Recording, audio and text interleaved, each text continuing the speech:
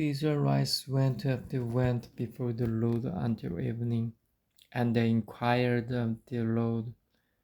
They said, "Shall we go up again to battle against the Benjamites, our brothers?"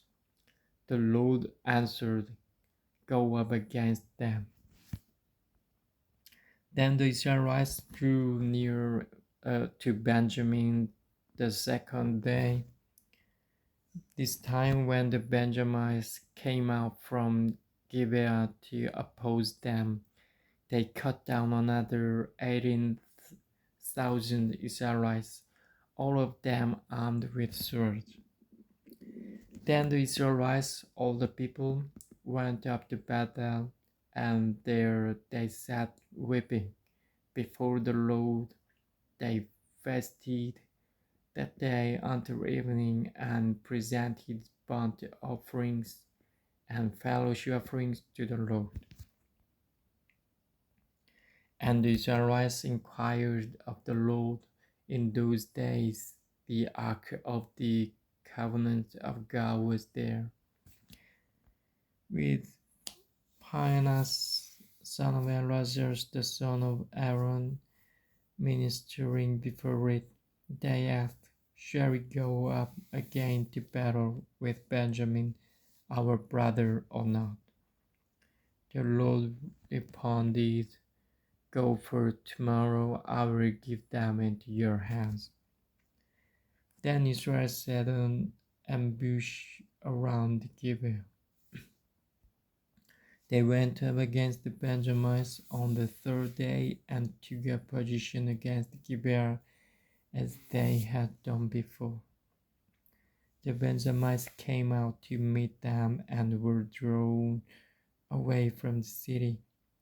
They began to inflict casualties on the Israelites as before. So then about 30 men fell in the open field and on the roads, the one leading to Bethel and the other to Gibeah. While the Benjamites were saying, "We are defeating them as before," the Israelites were saying, "Let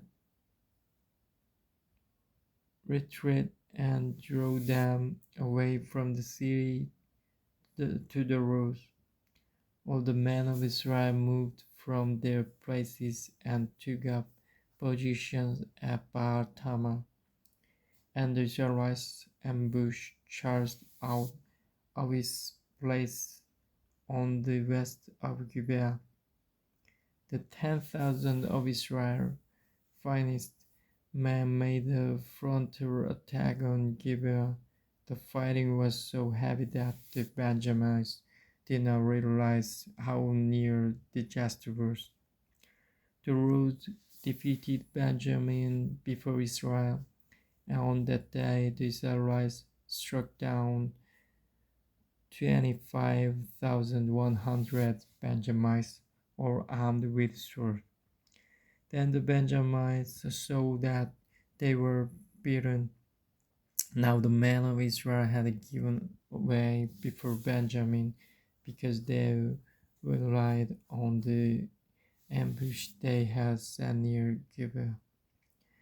The men who had been in ambush made a sudden dash into Gibeah, spread out, and put the whole city to the sword.